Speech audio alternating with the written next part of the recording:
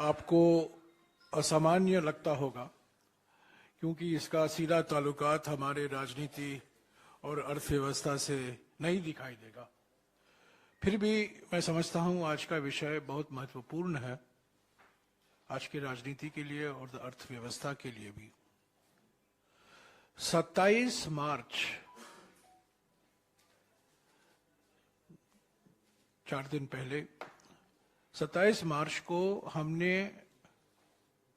50वीं सालगिरह मनाई थी चिपको आंदोलन की। 27 मार्च 1973 को गोपेश्वर के पास मंडल गांव, आज के उत्तराखंड में, भारी संख्या में महिलाओं ने चिपको आंदोलन की शुरुआत की। आज हम एक उत्कृष्ट महिला गौरा देवी को याद करते हैं, जिन्होंने प्रेरणा दी सभी को और चिपको आंदोलन शुरू हुआ। और मैं समझता हूं हमारे पर्यावरण के इतिहास में वो एक मील का पत्थर साबित हुआ, क्योंकि चिपको आंदोलन से जो जन जागृति पैदा हुई वन संरक्षण के मामले में, तत्कालीन उत्तर प्रदेश के मुख्यमंत्री हेमवती नंदन बहुगुणा खुद गए, वो तो पहाड़ी इलाके से ही आते थे, वो खुद गए गोपेश्वर, बातचीत हुई, और जो लोगों में एक भय था, खास तौर से पहाड़ी इलाकों में, गढ़वाल के पहाड़ी इलाकों में, कि फॉरेस्ट कॉन्ट्रैक्टर आएंगे और सारे हमारे जंगल का विनाश होगा, वो चिपको आंदोलन के वजह से उसमें रुकावट आई और नए कानून बने और सरकार का रवैया बहुत भारी तरीके से बदला। आज 1 अप्रैल, आज हम 50वीं सालगिरह मनाते हैं प्रोजेक्ट टाइगर की शुरुआत की। आज ही के दिन 50 साल पहले तत्कालीन प्रधानमंत्री श्रीमती इंदिरा गांधी ने प्रोजेक्ट टाइगर की शुरुआत की। इसकी शुरुआत उत्तराखंड में ही हुई, कॉर्बेट नेशनल पार्क में इसका उद्घाटन हुआ। हालांकि इंदिरा गांधी जी कैमरा जीवी नहीं थी, वो कॉर्बेट नहीं गई, और प्रोजेक्ट टाइगर की शुरुआत, उसकी उद्घाटन तब के chairman of the Indian board on wild life doctor Karan Singh ने किया। जब प्रोजेक्ट टाइगर की शुरुआत हुई, 9 ऐसे हमारे देश में टाइगर रिजर्व चुने गए। उत्तर भारत में कॉर्बेट और रणथंभौर, मध्य भारत में मेलघाट और कान्हा, दक्षिण भारत में बंदीपुर, पूर्वी भारत में सिमलीपल, सुंदरबंस और पालामू, और उत्तर पूर्वी भारत में मानस। 9 ऐसे टाइगर रिजर्व चुने गए जहां ये कार्यक्रम लागू किया गया। आज 53 टाइगर रिजर्व हैं हमारे देश में। हमारे देश का सबसे सफल वन्यजीवी संरक्षण कार्यक्रम अगर एक मिसाल है, वो एक प्रोजेक्ट टाइगर है। और आज 53 टाइगर रिजर्व हैं, सारे देश में है, अलग अलग राज्यों में है, 19-20 राज्यों में है। और जब प्रोजेक्ट टाइगर के लिए प्रधानमंत्री ने अपना संदेशा भेजा, उन्होंने ये कहा था 1 अप्रैल 1973 को, उन्होंने ये कहा था कि जब हम बाघ का संरक्षण के लिए ये परियोजना शुरू कर रहे हैं, न केवल बाघों का संरक्षण होगा, पर हमारे जंगलों का भी संरक्षण होगा। हमें जंगल सुरक्षित रखने के लिए बाघों को सुरक्षित रखना है। और बाघों को सुरक्षित रखने के लिए हमें जंगल को सुरक्षित रखना है। इन दोनों के बीच में एक गहरा ताल्लुकात है। आज देखिए, उस प्रोजेक्ट टाइगर के कारण जो हमारे 53 प्रोजेक्ट टाइगर रिजर्व हैं, वो इलाका हमारे जो घने जंगल हैं उसका 1/3 अंग है।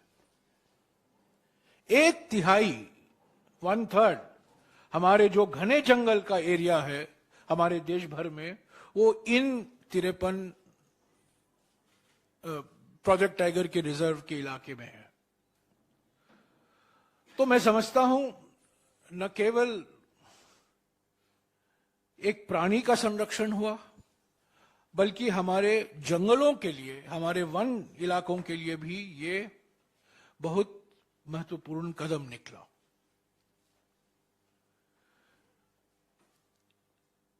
आज इसका राजनीतिक महत्व यह है, इसका सामाजिक महत्व यह है, इसका आर्थिक महत्व यह है कि हमारे सारे कानून जो हैं, जो बनाए गए थे, वो खतरे में है। कुछ महीने पहले आपको याद होगा, जो वाइल्ड लाइफ प्रोटेक्शन एक्ट है, वन्य जीव संरक्षण अधिनियम 1972, उसमें संशोधन लाया गया। कांग्रेस पार्टी ने उसका विरोध किया। स्टैंडिंग कमेटी, जिसका अध्यक्ष मैं हूं, हम लोगों ने उसका विरोध किया, क्योंकि उस संशोधन से हाथियों के व्यापार में जो अंकुश लगाया गया था, उसका दरवाजा खोला जा रहा था। जब हमारे हाथी के डॉक्यूमेंट्री को ऑस्कर मिलता है, हम तालियां बजाते हैं, वाह वाह कहते हैं, पर जो हकीकत है हाथियों को लेकर, हमारे हाथी को 2010 में नेशनल हेरिटेज एनिमल का दर्जा दिया गया था। जो खतरे हैं इस कानून के संशोधन से दोनों सदनों में पारित हुआ है। जो हाथियों में व्यापार हुआ करता था, जिस पर प्रतिबंध लगाया गया था, उसके दरवाजे खोले गए हैं। सरकार को अधिकार दिया गया है कि वो तय कर सकते हैं किन हालात में हाथियों के व्यापार हो सकते हैं। और अभी अभी कुछ ही दिन पहले, 2 दिन पहले, आप जानते हैं, दोनों सदनों में, लोकसभा में और राज्यसभा में, वन संरक्षण अधिनियम 1980 में संशोधन लाने की प्रस्ताव सरकार ने पेश किया। वो बिल उन्होंने पेश किया लोकसभा में, वो सेलेक्ट कमेटी को जाएगा, वो स्थायी समिति को नहीं भेजा जा रहा है, क्योंकि स्थायी समिति के अध्यक्ष मैं हूं, कांग्रेस के एमपी हैं। सेलेक्ट कमेटी को इसीलिए भेजा जा रहा है कि वो उनका अध्यक्ष बीजेपी का हो सकता है, और जो उनको कहा जाएगा वो रिपोर्ट लिखेंगे। तो जो 50 साल में उपलब्धि हुई है हमारे देश में जंगलों को बचाने के लिए, हमारे वन इलाकों को बचाने के लिए, चिपको आंदोलन के वजह से, प्रोजेक्ट टाइगर के वजह से, वो सब आज खतरे में है। मैं आपको एक और बात को याद दिलाना चाहता हूं कि एक संवैधानिक संस्था है, राष्ट्रीय अनुसूचित जनजाति आयोग, national commission for scheduled tribes. 26 सितंबर 2022 को इसके अध्यक्ष हर्ष चौहान, ये मोदी सरकार ने ही इनको नियुक्त किया है, हर्ष चौहान हैं, जो राष्ट्रीय अनुसूचित जनजाति आयोग के अध्यक्ष हैं, और उन्होंने 4 पन्ने का खत लिखा है पर्यावरण और वन मंत्री को। और इसकी कॉपी मैं आपको उपलब्ध करा दे रहा हूं। और इसमें इन्होंने बिल्कुल साफ कहा है कि जो संशोधन ला रहे हैं आप अधिनियमों में, तो संशोधन ला रहे हैं आप नियमों में, रूल्स में, वो आदिवासियों के हित में नहीं है, जो जंगल में रहते हैं उनके हित में नहीं है। और जो 2006 में पार्लियामेंट में वन अधिकार अधिनियम पारित किया गया था, वो उसके खिलाफ जाता है। ये कांग्रेस पार्टी नहीं कह रही है, हम भी ये कह रहे हैं, पर हमारे अलावा सरकार के ही नियुक्त किए गए अध्यक्ष, राष्ट्रीय अनुसूचित जनजाति आयोग के अध्यक्ष पर्यावरण मंत्री को लिखते हैं कि जो आप अधिनियम में संशोधन करेंगे, जो आप नियमों में संशोधन कर रहे हैं, वो सही नहीं है, आदिवासियों के हित में नहीं है, और आदिवासी के जो संवैधानिक अधिकार हैं, जो कानूनी अधिकार हैं, उसको छीनता है। तो आज खुशी का दिन है और चिंता का भी दिन है। खुशी का दिन है कि हम चिपको आंदोलन का 50वीं सालगिरह मना रहे हैं, हम प्रोजेक्ट टाइगर का 50वीं सालगिरह मना रहे हैं, जिसकी वजह से जंगल बचे हैं, प्राणियां बचे हैं। बाघ ही एकमात्र मिसाल नहीं है। जो इंदिरा गांधी जी के कार्यकाल में संरक्षण की परियोजना, प्राणी संरक्षण की परियोजना की शुरुआत की गई थी, बाघ के पहले जनवरी 1972 में शेर को लेकर प्रोजेक्ट लायन की शुरुआत की गई थी गुजरात में। उसके बाद मगरमच्छ के लिए, हाथी के लिए और अन्य पक्षियों के लिए, सभी प्राणियों के लिए ऐसे संरक्षण की परियोजना की शुरुआत की गई।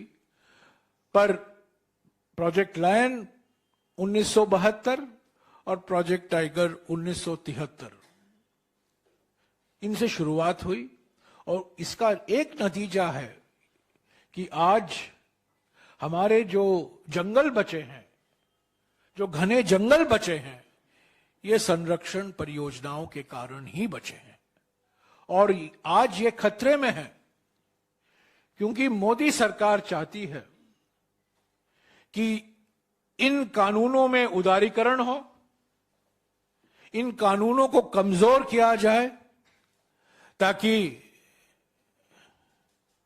जो डिग्रेडेड फॉरेस्ट है, जो बंजर, ज्यादातर बंजर जो जंगल जमीन है, उसका निजीकरण हो, कंपनियों को दिया जाए। और खास तौर से जो आदिवासी हैं और जो जंगल के इलाके में रहते हैं, उनका जो कानूनी हक बनता है, उसको पूरी तरीके से उनको नहीं दिया जाए। जो कानून कहता है उनका होना चाहिए। अभी जो संशोधन लाए गए हैं नियमों में, जो ये खत स्पष्ट करता है, और जो अभी आने वाले संशोधन हैं अधिनियम में, उसका नतीजा मैं समझता हूं हमारे जंगलों पर, हमारे जीव जंतुओं पर, वन्य जीव पर इसका बहुत भारी नकारात्मक असर पड़ेगा। तो चिंता का भी क्षण है और खुशी का भी एक क्षण है। आज हम दो ऐसे उत्कृष्ट महिलाओं को याद करते हैं। एक गौरा देवी, जिन्होंने चिपको आंदोलन का नेतृत्व किया, और दूसरी इंदिरा गांधी, जो प्रधानमंत्री होने से के नाते जो कहती थी वो करती थी। वो कैमरा जीवी नहीं थी, वो कहीं फोटो लेने के लिए कॉर्बेट नहीं गई उस दिन, पर उन्होंने जो काम किया पर्यावरण और जंगल संरक्षण के लिए, जो कानून बनाए, पहला कानून बना हमारे देश में 1974 में, वो जल प्रदूषण को निपटने के लिए। बाद में 1980 में जंगल संरक्षण कानून, वन संरक्षण कानून बना, अधिनियम बना। 1981 में वायु प्रदूषण के लिए एक कानून बनाया गया। तो अलग जो 4 कानून बनाए गए थे, 3-4 कानून बनाए गए थे, मैं समझता हूं ये परिवर्तनकारी मील के पत्थर थे। और इन्होंने, और जो संस्थाएं बनाई, मंत्रालय का गठन किया गया, पर्यावरण मंत्रालय बनाए गए केंद्र स्तर में, पर्यावरण के मंत्रालय बनाए गए राज्यों में, सभी राज्यों में। और अगर पर्यावरण को एक केंद्र बिंदु मिला हमारे योजनाओं में, हमारे आर्थिक दृष्टिकोण में, मैं समझता हूं इंदिरा गांधी जी उसके लिए जिम्मेदार हैं। वो प्रेरणा हमें उनसे मिली है। पर जो हमें विरासत में मिला था उनसे, जो कानून है, जो संस्थाएं हैं, उनको मजबूत किया जा रहा है जानबूझकर। और हमेशा इंदिरा गांधी जी का एक ही संदेशा था कि विकास और पर्यावरण के बीच में संतुलन होना चाहिए। यह संतुलन बिगड़ा जा रहा है। इस उदारीकरण के खिलाफ हम बिल्कुल खिलाफ है। कानून को सख्त तरीके से लागू करना चाहिए। जो संस्थाएं हैं उनको कमजोर नहीं करना चाहिए, उनको भी और मजबूत करना चाहिए। और जो आज जलवायु परिवर्तन, जो सबसे बड़ी चुनौती है देश के सामने, दुनिया भर के सामने, सिर्फ बातों से ही नहीं, बल्कि हमारे जो हम काम करेंगे, हमारे जो कानून का लागू करेंगे, संस्थाओं को चलने देंगे, उसी से हमें सफलता मिलेगी जलवायु परिवर्तन से निपटने में। शुक्रिया। यहाँ 1-2 फोटोग्राफ हैं जो मुझे मुश्किल से मिले हैं, जो आपको दिखाते हैं। ये 1957 का एक फोटोग्राफ है, 3 मूर्ति में, 1957 का है। वो 1970 का एक फोटोग्राफ है इंदिरा जी का।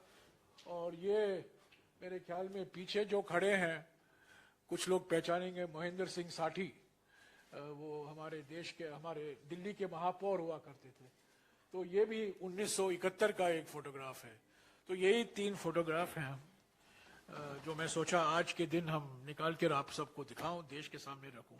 और ये खत जो राष्ट्रीय अनुसूचित जनजाति आयोग के अध्यक्ष ने पर्यावरण मंत्री को लिखा है, मैं आपको विनीत आपको भिजवा देंगे।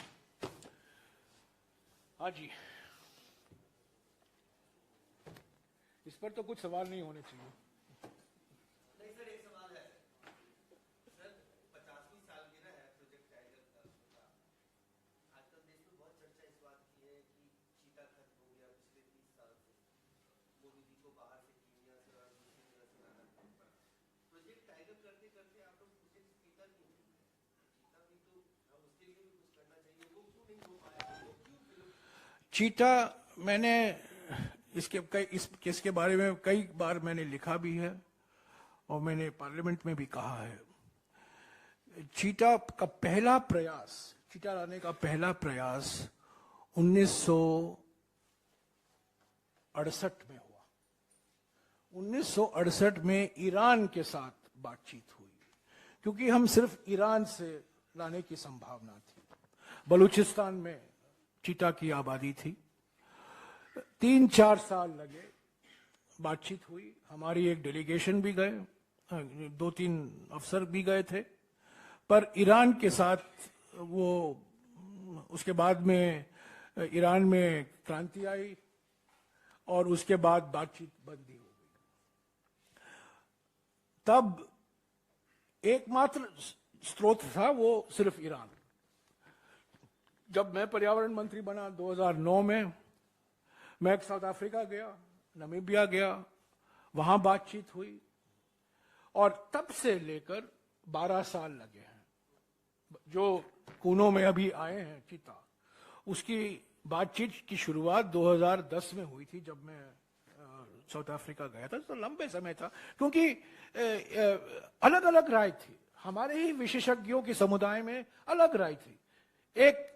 कुछ लोग कहते थे नहीं होना चाहिए, कुछ लोग कहते थे होना चाहिए, अगर होगा कहाँ होगा, इस पर बहुत बातचीत हुई, लंबी बातचीत हुई। बाद में क्या हुआ, 2013 में ये हो सकता था, पर 2013 में ये केस सुप्रीम कोर्ट चला गया। एक बार जब सुप्रीम कोर्ट चला गया तब ये मामला न्यायालय में लंबित हो गया। तो हकीकत ये है, इसका एक इतिहास है। अगर आपको इसमें और जानकारी जानने की जरूरत है, मैं आपको पूरी जानकारी दूंगा कहां कहां से बातचीत हुई। मेरी तो बातचीत हुई तो 2010 में, पर शुरुआत 1968 में हुआ था, 1968 में। सर, वन्यजीव संरक्षण अधिनियम की बात हो रही है, आप कह रहे हैं सरकार इसे कमजोर करना चाहती है मजबूत कानून को, क्या उसके पीछे उद्देश्य है, क्यों उसके पीछे लॉजिक क्या है सरकार की?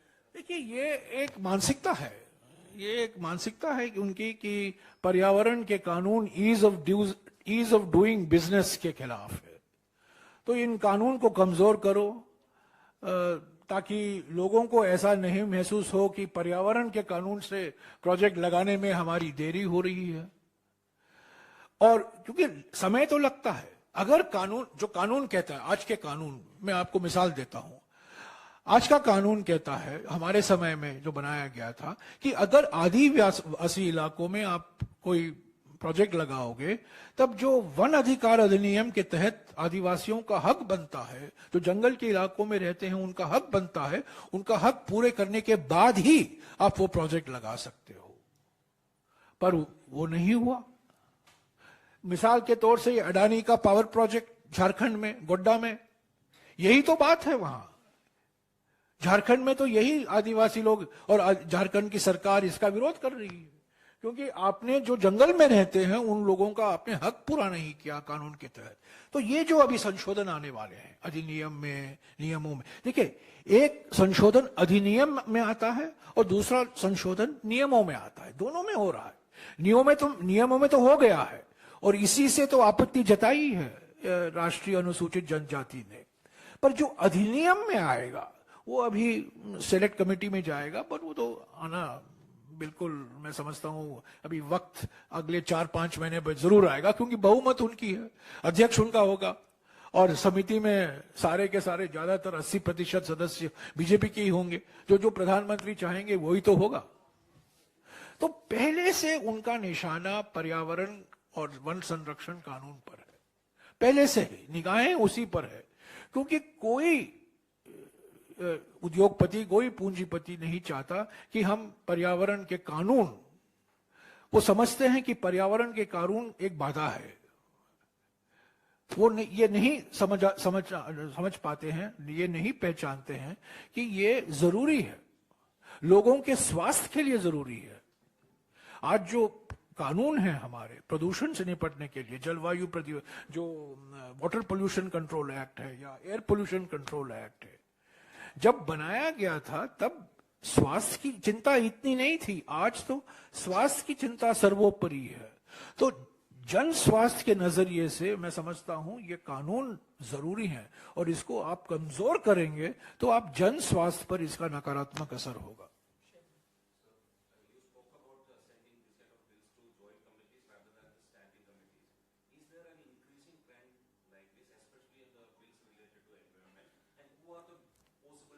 Well, just 6 months, last year, the amendments to the National Biodiversity Act did not come to the Standing Committee on Environment and Forests,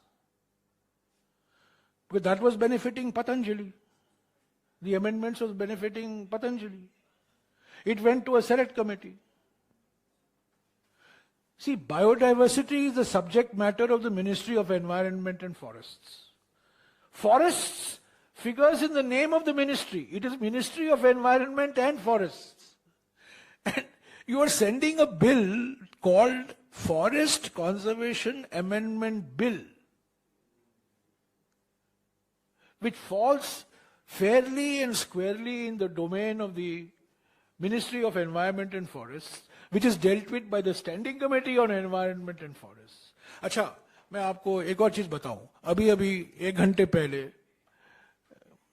Bhupendra Yadav ji, जो बड़े पढ़े लिखे विद्वान मंत्री हैं, उन्होंने ट्वीट किया है कि जयराम रमेश गलत जानकारी दे रहे हैं लोगों को भ्रम में रख रहे हैं, क्योंकि पिछले सालों में कांग्रेस की सरकारों ने भी ऐसे विधेयक को सेलेक्ट कमेटी को भेजा, स्टैंडिंग कमेटी को नहीं भेजा। और उन्होंने लंबा चौड़ा 80 या 90 विधायकों का मिसाल दिया है जो बिल सेलेक्ट कमेटी को गया, स्टैंडिंग कमेटी को नहीं किया। तो मैंने जवाब दिया है, आप देखिएगा। मंत्री जी, थोड़ा होमवर्क थोड़ा बेहतर तरीके से कीजिएगा, क्योंकि स्टैंडिंग कमेटी 1993 में बना। स्टैंडिंग कमेटी 1993 के पहले नहीं हुआ करता था।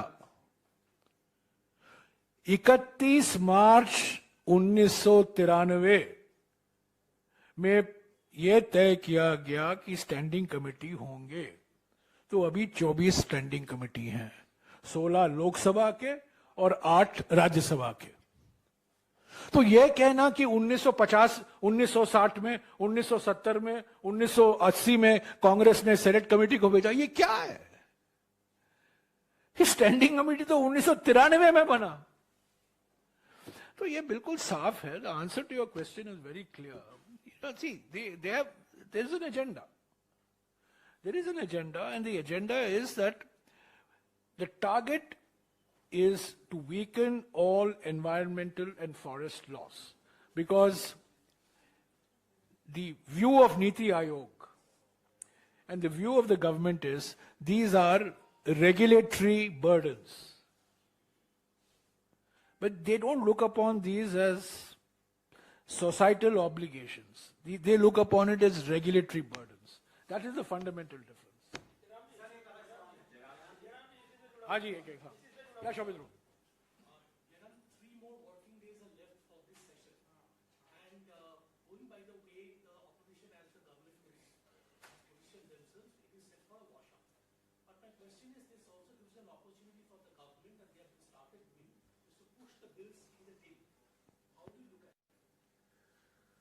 Well, they pushed a couple of bills in the din. They pushed the Competition Act Amendment Bill in the din. They pushed the Finance Bill in the din. They pushed the Select Committee for the Forest Conservation Amendment Bill in the din. They are bound to do it. They will pass a couple of bills more on Monday in the din. So, if JPC is in the bin, bills will get passed in the din, sadly. The demand is for the JPC. All opposition parties are united. 19 opposition parties are united that there should be a JPC on the Adani issue. And that is going to continue on Monday as well. There's no middle path that has been found. There has been no middle path. There has been no communication between the government and the opposition parties. Absolutely none. There has been one attempt made by the Speaker, one attempt made by the Chairman, but no attempt made by the ruling party to work out a compromise. Sorry? For the government and the opposition, there is no indirect or off the record. In the meeting called by the Chairman, all that the Chairman said, please find a way out. Please compromise. He did not tell us what is the compromise. He just told the leader of the house, be less rigid. He told the opposition, be less rigid. Now this is, Upanishadic statement, no? Be good, be less rigid, be flexible. We can't oppose these statements. So when he was asked, what is your formula? He didn't have a formula. And in any case now, the question of an apology by Mr. Rahul Gandhi is an academic issue because they've got him disqualified. But Jairamji, Camry has replied and BJP is accusing that Rahul is not a Camry's visiting fellow, he is a non-visiting. Sorry, I didn't hear the question. So, Camry has replied and the BJP is sharing that reply that Rahul Gandhi is not a visiting fellow at the Camry. He is a non-visiting fellow. mean, let's not get into the other issues of Mr. Rahul Gandhi. Today we are marking the 50th anniversary of Project Tiger, 50th anniversary plus 4 days of the Chipko Andolan, both of whose legacies are under threat by this government. So let's discuss the other issues. हाँ जी, yes madam. नहीं अभी अरविंद केजरीवाल छोड़िए, मैं नहीं, मैं divert नहीं करूंगा इस पर हाँ जी, इस पर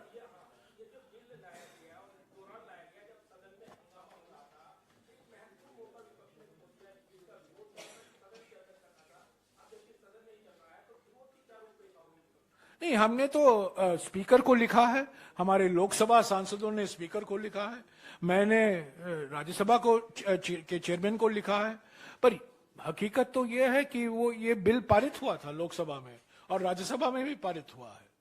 अभी स्पीकर को तय करना है और चेयरमैन साहब को तय करना है कि क्या ये सही है कि ये बिल सेनेट कमेटी को भेजा गया, तब जहां की उसको स्टैंडिंग स्थायी समिति को जाना चाहिए था।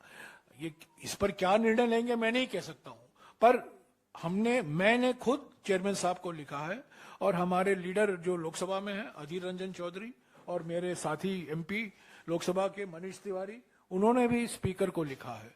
तो अभी स्पीकर और चेयरमैन पर निर्भर है वो क्या करेंगे, पर रूल्स के मुताबिक वो बिल पारित हो चुका है लोकसभा में और राज्यसभा में।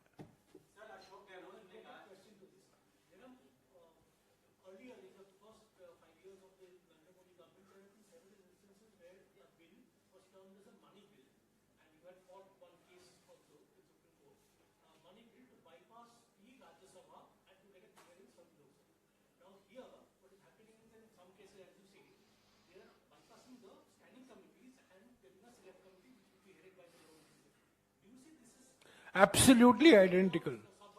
Absolutely identical. The Modi government didn't send the data protection bill to the Ministry of Standing Committee on IT in the Lok Sabha because that was headed by my colleague Dr. Shashi Tharoor. They set up a select committee. They did not send the biodiversity amendment bill to the standing committee, which is headed by me. They sent it to a select committee, headed by Sanjay Jaiswal, who is a BJP MP. Meenakshi Lekhi headed the data protection bill, and later on PP Chaudhary. Now, Forest Conservation Amendment Bill should come Standing Committee on Forests, which I head. It is gone to a select committee. We don't know who the chairman is. That they will appoint, I'm sure, in the next couple of days. So this is just like the money bill argument. By the way, my money bill issue is still pending in the Supreme Court. A number of challenges we have challenged, for example, the amendments to the Prevention of Money Laundering Act as a money bill. And I challenged that in the Supreme Court, and that is awaiting, sort of a Supreme Court process. So I challenged Aadhaar, and I challenged the amendments to the PMLA. And incidentally, I also challenged the amendments to the RTI. And now we know why the Modi government was keen on those amendments to the RTI. Now we know, अभी साफ हो गया है, मोदी सरकार ने RTI में संशोधन क्यों लाए?